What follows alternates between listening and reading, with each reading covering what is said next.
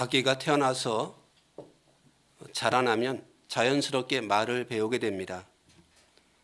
아이가 말을 하지 않으면 부모는 걱정하면서 그것을 기다리게 됩니다. 그리스도인으로 태어나면 자연스럽게 감사를 배우게 됩니다. 감사를 배우지 못하면 목회자는 걱정스러운 생각으로 기다리게 됩니다.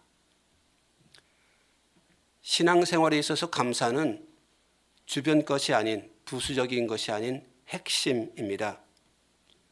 만약에 우리의 신앙생활이, 우리의 믿음이 하나님이 우리에게 예쁘게 주신 선물이라면 감사는 번쩍이는 포장지 정도가 아니라 그 상자 속의 핵심 내용격일 겁니다.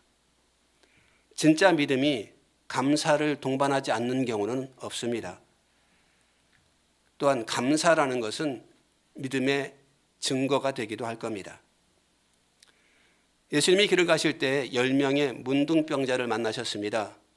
그들을 고쳐주셨습니다. 그런데 그 중에 한 사람만 예수께 돌아와서 감사를 드렸습니다. 그리고 성경에 기록된 바에 의하면 예수께로부터 구원의 약속을 받은 사람도 돌아와서 감사드린 그 한 사람밖에 없었습니다. 감사는 그가 받은 선물을 더 풍성하게 만듭니다. 다시 말해서 어떤 일에 대한 감사는 진실된 마음의 표현일 뿐 아니라 또 다른 감사를 여는 축복의 통로가 되는 거죠. 물론 하나님의 은혜는 가히 없는 것이기 때문에 감사가 조건이 되는 것은 아닙니다. 다만 신앙생활해 가면서 또는 목회생활 저의 모습으로 또 체득해가는, 깨달아가는 것은 감사하는 자가 더 큰 감사의 제목을 풍성히 누리더라는 점입니다. 감사는 믿음의 실체 중 하나입니다. 그냥 감사하는 믿음이 좋은 믿음이야 이렇게 말하는 것만으로는 부족합니다. 감사는 믿음을 더하거나 빼는 것이 아니라, 혹은 좋게 만들거나 나쁘게 평가되는 것이 아니라 감사 그 자체가 믿음의 핵심 중에 하나요, 믿음의 본질 중에 하나라는 점입니다. 이런 면에서 그 신앙생활의 숙제 하나에 접근해 볼 수 있습니다. 그 숙제란 다른 것이 아니라 사람이 그 믿음이 진실된 것인지 혹은 믿음이 좋은 것인지 어떻게 알 수 있을까 하는 점입니다. 우리는 잘 알지 못합니다. 그 믿음은 겉으로 드러나는 것과 많이 다를 수 있기 때문이며 우리가 쉽게 이해할 수 없기 때문이죠. 어떻게 믿음을 측정할 수 있을까요? 주의를 지키는가, 혹은 헌금을 잘 드리는가, 힘껏 드리는가, 또는 기도하고 있는가, 성경을 평소에도 읽고 있는가, 이런 걸로 믿음을 평가할 수 있을까요? 그런 것도 제대로 파악하기 힘들 뿐 아니라 그게 또 전부는 아니거든요. 그런데 의외로 믿음을 계량해 보거나 혹은 겉으로 드러나도록 보여줄 수 있는 것 한 가지가 있다면 바로 그것이 감사입니다. 감사로 그 믿음을 어느 정도 가늠해 볼 수 있습니다. 감사의 마음, 감사의 행동, 감사의 예물, 감사의 표현, 이런 것들은 겉으로 드러나는 것들이 많이 있거든요. 물론 이것도 조심스럽습니다. 감사가 겉으로 드러나지 않는다고 그의 믿음이 시원찮다고 말하는 것은 큰 실수가 될 수 있기 때문입니다. 믿음은 그렇게 간단한 것은 아닙니다. 다만 한 가지 원칙으로 말할 수 있는 것이 있다면 감사가 풍성한 사람이 믿음이 부족한 경우는 보지 못한다는 점입니다. 감사가 풍성한 사람은 그 믿음도 항상 풍성한 것이 예외 없이 적용될 수 있습니다. 오늘 추수감사주일입니다. 우리의 감사는 어느 정도일까요? 그것은 우리의 믿음이 얼마만큼일까요? 라는 질문과 비슷하다는 것을 생각하면서 오늘 우리의 감사에 대하여 좀 점수를 매겨 보았습니다. A학점에서 F학점까지, 우등생에서 낙제까지, 이건 감사에 대한 그냥 나름의 분류이니까 절대적으로 볼 것은 없겠지만 이렇게 보니까 저 나름으로는 조금 더 편리해지더라고요. F학점짜리, 즉 낙제점의 감사가 있습니다. 그건 아주 간단합니다. 감사가 없는 것이죠. 감사도 하지 않는 사람이 있을까 싶겠지만 목회자로서 볼 때에 감사 없는 그리스도인들이 의외로 많이 있습니다. 신앙생활의 본질을 교회 다니는 것이라고 생각하는 사람에게는 감사가 있기 쉽지 않습니다. 교회 다녀왔기 때문에 신앙생활의 가장 기본을 했다라고 여기거든요. 하지만 기본은 거기에 있지 않습니다. 그가 생각하는 것은 오해일지도 모르겠습니다. 비슷한 것으로 바꿔볼 수 있습니다. 학교에 열심히 다니는 학생이라고 다 공부를 잘하는 것은 아니지 않겠습니까? 학교에 가는 것하고 공부하는 것은 다릅니다. 공부하지 않고도 학교는 잘 다닐 수 있습니다. 마찬가지로 진실된 신앙 없이도, 믿음의 성장 없이도, 감사 없이도 교회는 잘 다닐 수 있는 거죠. 둘 다 본질을 이해해서 못해서 그렇습니다. 이해하지 못해서 그렇습니다. 그러니까 예배는 참여하고 출석한 것이 중요한 것이 아닌 거죠. 시편은 그렇게 말합니다. 감사로 제사를 드리는 자가 나를 영화롭게 한다. 감사의 예배가 진짜 예배이기 때문입니다. 또 이 F학점, 낙제점의 감사를 생각하는 중에 이 마음속에만 있는 감사가 떠올랐습니다. 그것도 함정입니다. 진짜는 마음속에 있는 것이 아닐까라고 생각하는 것은 신앙생활뿐 아니라 삶의 도처에서 발견되기도 합니다. 마음에서 우러나야지 이런 생각은 쉽게 합니다. 다만 마음속에 있는 감사가 얼마만큼 유효할까, 이것 좀 생각해 봤으면 좋겠습니다. 마음속에는 수많은 것들이 있습니다. 그리고 그것이 드러나는 것도 있고 드러나지 않은 것도 있습니다. 흉악한 범죄자를 보면서 저런 인간은 죽어 마땅해 라고 생각했다고 해서 그 생각을 인하여 우리는 처벌받지 않습니다. 또는 안타까운 처지의 사람을 바라보면서 참 불쌍하구나 하며 연민의 마음을 가졌다고 해서 그걸로 표창받지 않습니다. 마음속에 그것은 항상 있습니다. 다만 그것이 드러났는지 드러나지 않는지에 대하여 우리는 관심을 가질 수 있습니다. 마음에 있는 것이 진짜였더라면 제 경우에 저는 지금쯤 배가 나오지 않고 몸짱이었을 것이고 피아노는 굉장히 잘 쳤을 겁니다. 근데 마음에 있는 것과 실제는 좀 다르더군요. 표현되지 않는 감사, 실행되지 않은 감사, 나타내지 않고 마음에만 있는 감사는 감사인 것은 맞지만 하나님께 드려진 것은 아닙니다. 심지어 하나님을 향한 감사의 마음이 가득하다고 할지라도 그것이 드러나고 실천되지 않은 것이라면 무슨 의미가 있을까요? 억지로라도 드려질 수 있다면 차원이 달라질 겁니다. 오랜만에 만난 친척에게 우리 꼬마가 용돈을 받았을 때에 부모는 꼭 그럽니다. 고맙다고 해야지. 고맙습니다. 고맙습니다 그러면 머리도 숙여야지 하고 찍어 눌러요. 그걸 보면서 에이 억지로 시키지 마라 하고 친척이 불편해하던가요? 그것도 우리가 의미를 알고 혹은 칭찬하지 않던가요? 부모가 그렇게 억지로라도 시키며 찍어 누르는 것은 그것이 가치 있고 그것이 의미가 있기 때문인 겁니다.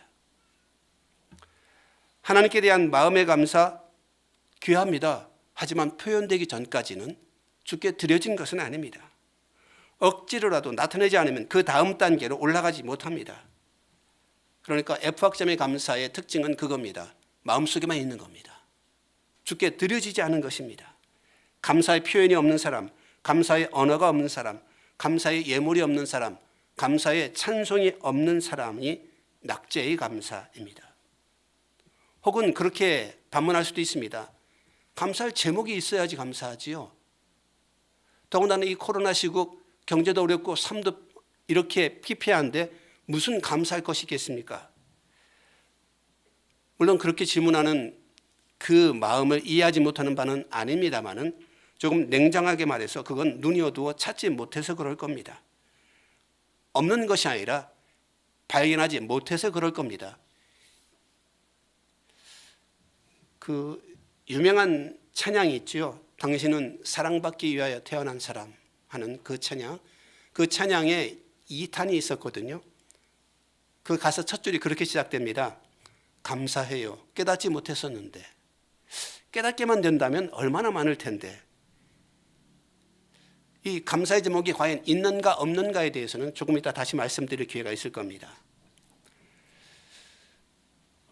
이제 드리지 못한 감사에 대해서 말씀드렸으니 어떻게 드릴 수 있을까에 대해서도 마침 이 F학점의 감사를 말씀드리면서 이야기를 해야겠네요. 어떻게 우리의 감사를 꺼낼 수 있으며 드릴 수 있으며 그것이 실체가 될 수 있을까요? 가장 일반적인 형태로는 우리가 드리는 감사의 예물이 있습니다. 우리의 제물로 주께 감사를 표현하는 겁니다. 물론 제물로만 감사가 표현되는 것은 아닙니다. 하지만 가장 손쉽고 또 가장 가까운 것이 헌금이기도 하죠. 돈으로 감사하는 것이 쉽다는 얘기가 아니라 그것이 기본이 된다는 말씀입니다. 감리교의 창시자 존 웨슬레가 그렇게 말한 적이 있죠. 당신의 지갑이 회개하기까지 당신은 아직 회개한 것이 아니다. 그 말을 조금 바꿔서 말해보면 이렇습니다. 당신의 지갑이 감사하기까지 당신은 아직 진짜 감사를 드린 것이 아니다 라고 말입니다. 구약 성경을 보면 소나 양, 예물이 없이는 주께 나아가지 못했습니다. 힘이 부족하면 비둘기나 그것도 안 되면 곡식 한 줌을 드릴지라도 예물 없이 주께 나아가는 것은 금지되었습니다. 성경은 감사를 예물과 동일시했습니다. 나타나지 않으면 감사가 아니라고 본 거죠. 이것을 너무 답답할 필요는 없습니다. 이 경계를 얼마든지 확장시킬 수가 있습니다. 이 감사를 헌금이라는 말과 꼭 묶어가지고 감사헌을 헌금 이것이 너무 익숙해서 그렇지 예물이라는 단어로 바꿔보면 그 지경이 확장되는 것을 쉽게 느낄 수가 있습니다. 감사 예물은 여러 종류가 있을 수가 있겠죠. 감사 찬양은 어떻습니까? 주님의 은혜에 감사하여서 잊혀졌던 찬송가를 찾아 조용히 주께 드릴 수 있는 시간 만들어 볼 수 있지 않을까요? 오늘 저녁에 좀 시간을 내어서 혼자 아까 불렀던 찬송가 588장은 좀 천천히 가사 음미하면서 불러보시기 바랍니다. 주께 드리는 시간으로 말입니다. 주께 드리는 훌륭한 감사가 됐고 혹은 표현되는 훌륭한 감사가 될 수 있을 겁니다. 중세 유럽 교회에 그 성탄절에 전해져 내려오는 캉탈베르라는 고개사에 대한 이야기가 있습니다. 이 캉탈베르는 자기의 재주로 많은 사람들을 감동시키겠다 하여서 열심히 훈련을 하였는데 아무도 그를 인정해 주지 않았고 시리에 빠졌습니다. 어느 수도원의 원장님이 저를 불러서 수도원에 기거할 수 있도록 허락하였습니다. 먹고 사는 것은 해결되었지만 저는 또 자신의 그 무력함을 느낀 것이 그 수도원에 거하는 수많은 수도자들이 어떤 사람은 농사 짓는 것으로 어떤 사람은 찬양하는 것으로 어떤 사람은 그 모든 책들을 관리하고 보존하고 또 저술하는 것으로 어떤 사람은 요리하는 것으로 수없이 봉사하고 하나님을 섬기고 있는데 자기는 그런 재주가 하나도 없는 것 때문에 마음 상해했던 거죠. 그런데 어느 성탄절이 가까울 때에 여러 사람들이 이것저것으로 준비하고 아름답게 장식할 때에 마침 이 캉탈베르가 그런 마음이 들었어요. 내가 가진 것은 재주밖에 없으니까 하나님께 드리면 어떨까. 그런데 사람들이 눈도 두렵습니다. 성탄절 전날 밤에 슬그머니 예배당에 들어가서 간대성 앞에 의자 조금 밀어놓고 거기서 재주를 넘고 칼을 던지고 받고 그리고 열심히 땅을 구르면서 하나님께 나는 이 재주밖에 없으니까 요거 보고 좀 재미있어 하세요 라고 생각하며 재주를 부렸죠. 새벽 일찍이 수원장님이 예배당에 들어오다가 깜짝 놀랐습니다. 저 무슨 신성모독인가 하면서 뛰쳐나가려고 하는데 문득 멈춰 섰다는 겁니다. 이제 이게 이야기인 것이 바로 이 부분인데, 그래도 나름 의미 있는 것이, 그렇게 땀을 뻘뻘 흘리는 그 강탈베르에게 문득 하늘에서 천사가 내려와서 그의 땀을 닦아주더라는 점이죠. 그래가지고 저 제주를 하나님이 받으신 것이로구나, 이렇게 알았다는 그런 이야기입니다. 하나님께 드릴 것이 없어서 감사를 못합니까? 아닙니다. 얼마든지 우리는 주께 드릴 것이 있습니다. 그 감사에 무슨 제한이 있겠습니까? 내게 주신 예배당이 감사하여서 아름답게 청소할 수도, 예쁘게 장식할 수도 있습니다. 내가 주신 삶에 감사하여서 건강하고 아름답게 또 경건하게 살아갈 수도 있을 겁니다. 내게 주신 친구를 감사하고 내게 주신 가족들을 감사하며 나의 삶을 감사할 수 있을 겁니다. 나의 시간도 감사할 수 있을 겁니다. 얼마든지 감사할 제목들이 우리에게 많이 있습니다. 오래전에 우리 예배 가운데 어느 예배에선가 여러분께 드렸던 얘기인데 한 번 더 말씀드리려고 합니다. 제가 청년 때 저희 아내와 함께 저는 아동부 교사하고 아내는 유치부 교사였고 중고등부 같이 다녔습니다. 결혼하게 되었어요. 토요일에 결혼하였습니다. 신혼여행은 그 다음날 교사도 있고 성가대도 있으니까 그 다음날 가기로 했습니다. 예약은 신혼여행처 호텔에다가 해놨는데 그날 밤 어떻게 할까 하다가 저 서대전 산 속에 있는 어느 기도원에 들어갔습니다. 예배당 본당 꽤 널찍했고 마룻바닥에서 4월에 올라오는 추위가 그렇게 추운 줄 덜덜 떨면서 밤을 새웠습니다마는 그래도 수많은 날을 같이 살게 했으니 이 하루는 주께 드리는 것도 감사 중에 하나가 아니겠는가라고 생각했지요. 기억나는 것은 추웠던 것밖에 없지만 감사의 형식에 무슨 제한이 있겠습니까? 다만 표현되지 드려지지 아니한 것은 감사가 아닙니다. 이 낙제의 감사 말고 D학점의 감사, 이제는 턱걸이는 한 감사입니다. 이건 옆구리 찔려서 드리는 감사 또는 의무에 따라서 드리는 감사가 바로 이 레벨이라고 생각합니다. 언젠가 어느 기독교 신문에 우리 개신교, 우리 한국교회의 감사 헌금의 종류가 얼마나 많은지에 대한 기사가 있었습니다. 몇십 가지 되더군요. 굉장히 많았었습니다. 어떤 교회 가보면 예배당 앞에 감사 헌금 봉투가 굉장히 많은 종류로 구비되어 있는 것도 볼 수가 있습니다. 거기에 따라서 이것도 있으니까 이것도 해야 되는 거로구나. 억지로 하는 것 같지만 그래도 그렇게 드려질 수 있다면 그것도 감사이겠죠. 하지만 이것은 D학점의 감사라고 저는 생각합니다. 추수감사주일 봉투가 주보 사이에 끼어 있으니까 이거 해야 되는 거구나 하고 드릴 수 있다면 참 감사한 일이지만 D학점의 감사이죠. 아무 의미 없는 것은 아닙니다. 무시하지 마십시오. 아까 말씀드린 바와 같이 꼬마 아이가 부모님이 머리 찍어 눌러서 고맙습니다 했다고 해가지고 그것을 비웃지 않습니다. 모든 감사는 그렇게 시작하고 그렇게 배워가는 겁니다. 그러니까 이 D학점의 감사는 그런 특징을 갖고 있습니다. 의무로 드리는 감사. 그리고 또 한 가지가 있다면 얼떨결에 드리는 감사도 여기에 속한다 싶습니다. 또 제 이야기입니다마는 제가 군대에 입대했을 때 그 서슬퍼렇던 유신군대라고 했던 그때에 꽤 많이 밥을 잘 먹지 못하고 훈련도 제대로 받지 못하던 상태에서 마침 주일이 되었습니다. 예배당 갔는데 얼마나 눈물이 나던지요. 갑자기 마음이 동해가지고 어머니가 군대 가거든 소중하게 쓰거라 해가지고 용돈 준 거를 다 꺼내가지고 헌금통에다 넣어버렸습니다. 그리고 말했죠. 주님 감사합니다. 여기서도 예배를 드릴 수 있군요. 그런데 몇 주 동안 훈련받으면서 초코파이가 그렇게 먹고 싶은데 헌금 그거 다 드리지 말고 10,000원짜리 몇 개 빼놓고 드렸을 뻔했는 그랬으면 좋았을 텐데 라고 생각했었습니다. 생각해 보니까 그걸 비난할 것은 아니겠지만 야, 나는 감사한 걸까? 아니면 뇌물 드린 걸까? 엉겁결에 드린 걸까? 라고 생각했었습니다. 비난할 것은 그런가? 아닌 거죠. 하지만 그렇게 가치 있다 생각하지는 못했습니다. 감사 예물의 또한 감사의 가장 중요한 핵심은 기쁨입니다. 기쁨으로 드리는 감사.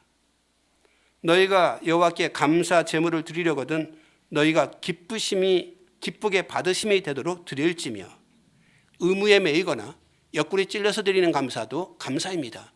하지만 좀 더 가치 있으려면, 좀 더 성장하려면 거기에 기쁨을 담고 즐거움을 담을 수 있어야 합니다. 시편 50편은 그렇게 말합니다. 감사로 제사를 드리는 자가 나를 영화롭게 하나니 그 행위를 옳게 하는 자에게 내가 하나님의 구원을 보이리라. 한때 그렇게 생각한 적이 있었습니다. 주보사에다가 추수감사헌금 봉투를 담아서 혹은 성탄절 헌금 봉투를 담아서 드릴 때 성도들이 이걸 받으면 혹시 누구누구 결혼식 이런 메시지와 똑같이 여길까, 이런 소심한 염려까지 해봤습니다. 그걸 고지서라고 하죠. 고지서 또 올라왔구나.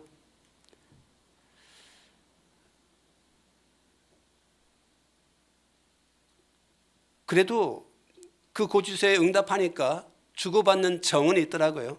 하나님과 우리가 그런 사이는 아니겠지만 적어도 우리의 기쁨과 우리의 감사가 담길 수 있으면 더 아름다울 겁니다. 바로 이 D학점의 감사의 아쉬운 지점, 의무로 주어진 감사, 얼떨결에 드리는 감사, 그리고 기쁨이 담기지 않고 몸이 건조하게 형식적으로 드리는 감사, 이것을 해결한 것을 저는 감사의 기본이 된 감사로 여겨서 이를테면 C학점의 감사라고 보려고 합니다. 옆구리 찔려 사는 것이 D학점의 감사라면 스스로 할 수 있는 감사가 되어지면 감사의 기본을 갖춘 겁니다. 아, 이게 감사의 제목이지? 나 하나님께 감사하고 친구들한테 이거 하나님이 주셨다고 자랑해야겠다라는 마음이 생기는 바로 이 지점부터 우리는 스스로 선 신앙인이 된다, 이렇게 보고 있습니다. 그러니까 아이가 어릴 때면 부모가 야, 너 생일이잖아, 이 감사헌금 드릴 테니까 가서 헌금해라 라고 하지만 이 아이가 장성하여서 스스로 내 생일이네, 생일 파티는 먼저 생각하는 것이 아니라 친구들한테 야, 내 생일인데 뭐 없니? 라고 문자 보내는 것을 먼저 생각할 것이 아니라 하나님께 감사하자, 내가 이만큼 살아온 것이, 이렇게 살아가는 것이 이 레벨로 바뀐다면 이것이 기본이 된 감사라고 저는 생각합니다. 그러니까 의무가 아니라 기쁨으로 드리는 감사, 드리는 것에 많고 적음이 아니라 내 마음이면 하나님이 받으실 것이라는 하나님을 이해할 수 있는 감사, 여기까지 간다면 훌륭한 감사라고 볼 수 있습니다. 많고 적음에 대해서 많은 사람들이 고민하는 것 같아요. 물론 힘껏 드리는 것은 좋습니다. 하지만 중요한 것은 하나님이 보고 계시기 때문에 진심이 담긴 것이면 되겠지요. 주님이 한 번은 성전에 들어가셔서 헌금하는 사람들을 가만히 살펴보고 계셨습니다. 헌금할 때 이렇게 바라보고 있으면 좀 민망한 경우도 있거든요. 그런데 주님은 아주 자세히 살피신 것 같아요. 그리고 나서는 말씀하십니다. 저 과부가 넣은 2렙돈이 가장 큰 거다. 내 마음에 가장 크게 자리 잡았다.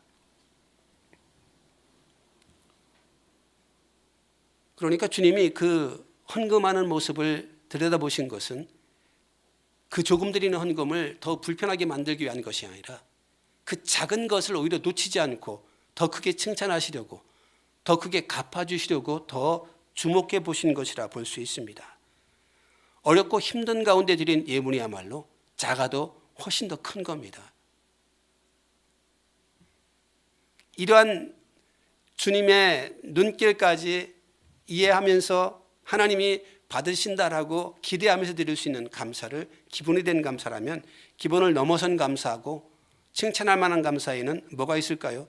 드디어 B학점의 감사가, 이렇게 저는 생각합니다. 감사할 것이 없어도 드릴 수 있는 감사, 내 감사의 영역을 넘어선 더 큰 감사 말입니다. 내게 특별히 감사할 일이 없는 이건 참 감사할 일이네 라고 생각하는 어떤 특별한 사건이 없고 물건이 없는 상태에서도 우리가 하나님께 감사드릴 이유야 얼마든지 찾을 수 있지 않겠습니까? 다시 말씀드리건대 왜 내게 일어난 일만 감사해야 될까요? 우리에게 일어난 일들도 감사할 수 있지 않겠습니까? 나를 둘러싼 환경들과 나의 소중한 이웃들과 가족들에게 일어난 일들을 감사할 수 있다면 그 감사는 작은 감사가 아닙니다. 이 땅과 이 민족의 평강을 인하여서 감사하는 것, 우리의 가문과 가정에 어려운 일이 없는 걸 인하여서 감사하는 것들, 하나님의 의를 감사하는 것 얼마나 아름답겠습니까? 내가 여호와께 그의 의를 따라 감사하며 지존하신 여호와의 이름을 찬송하리로다.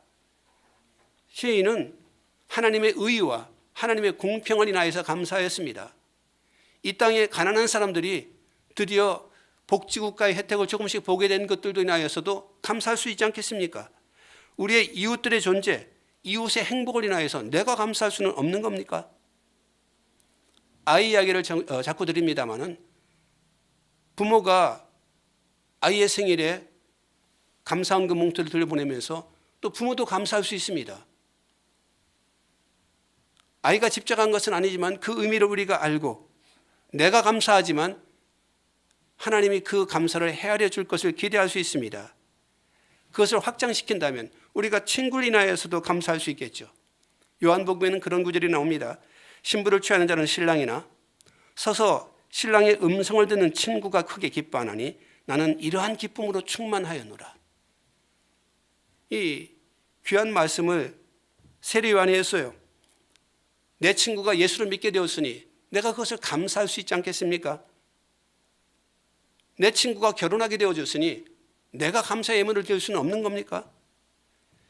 내 이웃을 내 몸과 같이 사랑하는 사람은 수많은 감사의 제목을 가질 수 있을 겁니다. 그리고 더 많은 감사의 제목을 주께로부터 받을 수 있을 것이라고 기대합니다.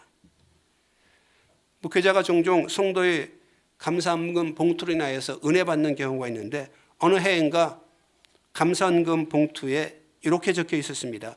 교회 생일을 감사합니다.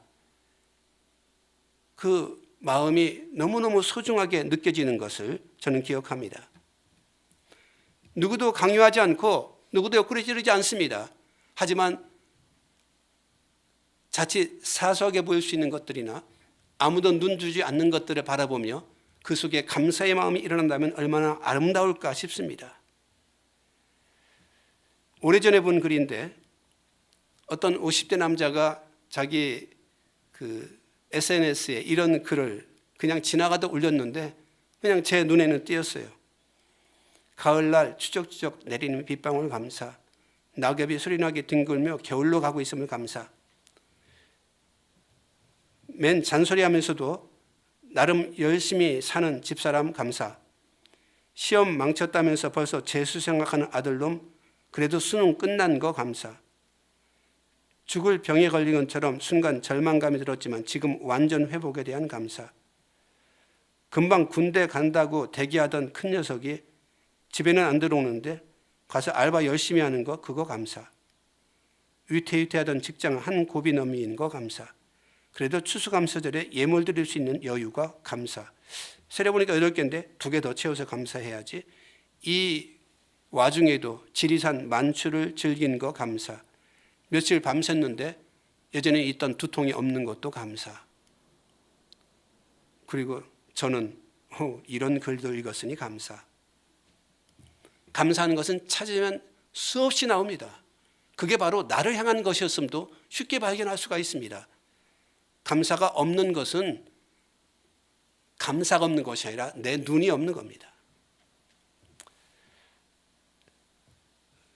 오늘 제가 분류한 가장 뛰어난 감사, A학점의 감사는 뭘까요? 어느 한 사람을 소개해드리면 쉬울 것 같습니다. 다니엘입니다. 그는 포로로 잡혀간 나라에서 장관직에 오르는 이 출세한 사람이었습니다. 근데 너무 뛰어나다 보니까 많은 사람들의 시기를 받았습니다. 그를 시기하던 무리들이 왕에게 청원을 하였습니다. 다니엘의 기도 습관을 알고 있었거든요. 왕이시여, 왕과 왕의 신 앞에 절하는 것을 30일 동안 하고 다른 신에게 절하는 사람들은 죽이는 법령을 한번 반포하시죠. 왕은 얼마나 위대하십니까? 이 왕이 우쭐해가지고 거기다 돌장을 꽉 찍었단 말입니다. 다니엘은 그것을 알았습니다. 그리고 어떻게 행동했을까요? 다니엘서 6장에 그렇게 기록되어 있습니다. 다니엘이 이 조서에 왕의 도장이 찍힌 것을 알고도 자기 집에 돌아와서는 윗방에 올라가 예루살렘으로 향한 창문을 열고 전에 하던 대로 하루 3번씩 무릎을 꿇고 기도하며 그의 하나님께 감사하였더라. 읽다 보니 도대체 무슨 감사일까가 궁금해지지 않겠습니까? 다른 사람들이 시기를 받는 것을 감사할까요? 원수들이 자기를 향하여서 함정을 판 것을 감사하는 걸까요? 왕이 멍청한 것을 감사한 걸까요? 이제 내가 조서에 도장이 찍힌 것을 알고도 기도했으니까 나는 이제 사형이구나, 죽는 것을 감사한 걸까요? 도대체 뭔 감사가 있었을까요? 그런데 다니엘의 다른 또 유명한 사건과 비교해 보니까 그 답이 찾아지는 것 같아요. 그 왕, 그 느부갓네살 왕이 커다란 금 신상을 세웠습니다. 그리고서는 모든 신하들에게 거기에다 절하라 라고 명한 적이 있었습니다. 자기의 위엄에 무릎 꿇으라 이런 거겠죠. 그런데 이 다니엘이 저는 하나님 외에는 절하지 않습니다 라고 거절을 한 겁니다. 왕이 매우 아끼는 신하였지만 매우 분노하여서, 왜냐하면 사람들 앞에서 체면에 손상을 입었거든요. 그러자 그는 담대히 말합니다. 절하지 아니하면 저 풀무불에 집어넣어 죽일 것이다. 이제 죽는 겁니다. 그런데 그때 다니엘이 대답한 말이 있습니다. 왕이여, 우리가 섬기는 하나님이 계시다면 우리를 맹렬히 타는 풀무불 가운데에서 능히 건져내시겠고 왕의 손에서도 건져내시리이다. 그렇게 하지 아니하실지라도 왕이여, 우리가 왕의 신들을 섬기지도 아니하고 왕이 세우신 금 신상에게 절하지도 아니할 줄을 아옵소서. 여기에 그 유명한 구절이 있습니다. 그리 아니하실지라도. A약점의 감사는 바로 이 감사입니다. 그리 아니하실지라도 드리는 감사 말입니다. 그리 아니하실지라도, 내 부르짖는 기도에 응답하지 아니하실지라도, 내가 흘린 땀방울과 노력에 결실이 맺히지 아니할지라도 나는 감사는 포기할 수 없습니다 라는 감사 말입니다. 다니엘의 이 위대한 감사, 말도 되지 않는 감사는 어디서 오는 걸까요? 그것은 하나님의 존재를 알았기 때문입니다. 하나님 내게 약속한 것과 그리고 빼앗기지 않아야 될 것들이 무엇인지를 알기 때문이죠. 나는 그를 버릴 수 있지만 그는 나를 버리지 않는다는, 정작 중요한 것은 버리지 않는다는 저의 선택이 있었기 때문이겠죠. 다니엘은 목숨은 빼앗겨도 하나님은 빼앗길 수 없었습니다. 그리고 하나님을 빼앗기지 않는다면 다른 모든 것보다 더 가치 있는 것을 자기가 가졌다는 것을 알았습니다. 그러기에 감사할 수 있죠. 왜냐하면 뺏기는 것이 별거 아닌 거니까. 이를테면 소매치기 당했는데 마침 빈 지갑이었어. 아쉽겠지만 너무 서럽지 않은 겁니다. 하나님의 이름, 영생의 약속, 그것을 빼앗기지 않은 그리스도인들은 차원이 다른 감사, 그리 아니하실지라도의 감사를 드릴 수 있습니다. 성공을 꿈꿨지만 그리 아니하실지라도 우리는 감사할 수 있습니다. 건강을 바랬지만 그리 아니할지라도 우리는 감사할 수 있습니다.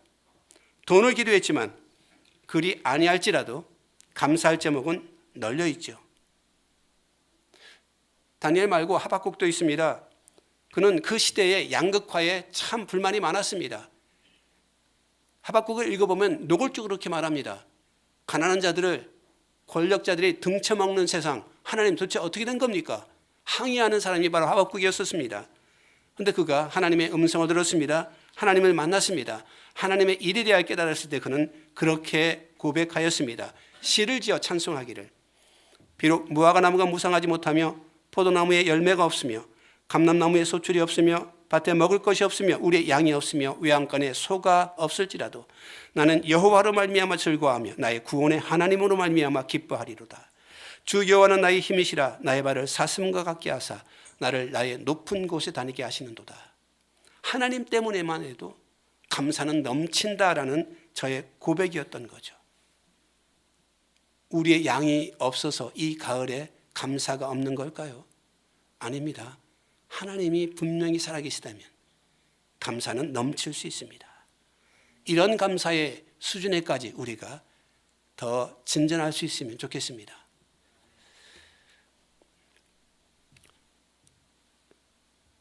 분류한 모든 감사를 살펴보았는데 특별 감사 한 가지를 소개해드리고 말씀을 마치려고 합니다. 예수님의 감사입니다. 성경에는 예수님의 감사가 크게 3번 보여집니다. 첫 번째는 그 말씀을 가르치시던 중에 천재 주제이신 아버지여 이것을 지혜롭고 슬기 있는 자들에게는 숨기시고 어린 아이들에게 나타내심을 감사합니다 라고 말씀하신 적이 있었습니다. 두 번째 감사는 나사로의 무덤에서였습니다. 돌을 옮겨 놓으니 예수께서 눈을 들어 우러러 보시고 이르시되 아버지여 내 말을 들으신 것을 감사하나이다. 그렇게 말씀하시고 기도하시고 그 다음에 나사로야 나오노라 이렇게 말씀하셨었죠. 세 번째는 이른바 최후의 만찬을 드실 때 그 다락방에서 감사하시고 떡과 포도주를 나눠주신 것이었죠. 이 주님의 감사에는 풍성한 의미가 있는데 하나만 생각해 봅니다. 아까 말씀드린 그 두 번째 감사입니다. 나사로가 죽었습니다. 주님을 초청해서 왔지만 이미 늦었습니다. 주님은 무덤까지 찾아가십니다. 사람들이 궁금해서 따라갑니다.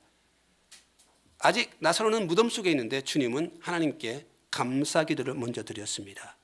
아버지요, 내 말을 지금까지 들으신 것을 감사합니다. 지금도 들으실 것을 감사합니다. 대개 우리의 감사는 사후 감사입니다. 어떤 사건과 일이 있고 난 다음에 와 이거 감사하네 하고 드리는 겁니다. 하지만 주님의 감사는 미리 드리는 감사이죠. 하나님을 너무 잘 아셨기에 그의 믿음이 너무나 아름다웠기에 이런 감사가 가능했을 줄 압니다. 나사로를 살려달라고 감사하고 부르짖는 것이 아니라 벌써 감사부터 먼저 드리고 있죠. 이 앞당겨 드리는 것, 이것이 기독교인의 특징이라면 앞당겨 드리는 감사 왜 못 드리겠습니까? 시간을 앞당기는 것은 그리스도인의 특권입니다. 기독교인은 천국의 기쁨, 그 영광 죽어서도 누리겠지만 살아서도 누리는 것이 가불하여서 천국을 살아가는 것이 우리의 특권이라면 우리의 감사도 마찬가지입니다.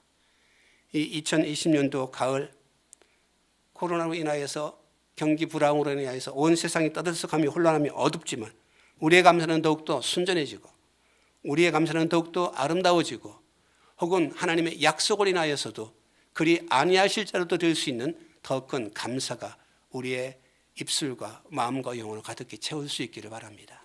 기도하시겠습니다. 주님 은혜 감사합니다. 오늘도 우리를 예배자가 되게 하시며 말씀 듣는 자가 되게 하시니 감사합니다.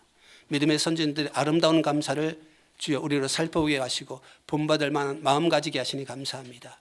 주님 우리의 감사가 그 지평이 더욱더 넓어지게 하시고 그 수준이 더욱더 높아지게 하시고 주님이 우리에게 주신 그 많은 것들이 우리의 눈에 보여질 수 있도록 우리의 눈도 밝게 하여 주시기를 간절히 소망합니다.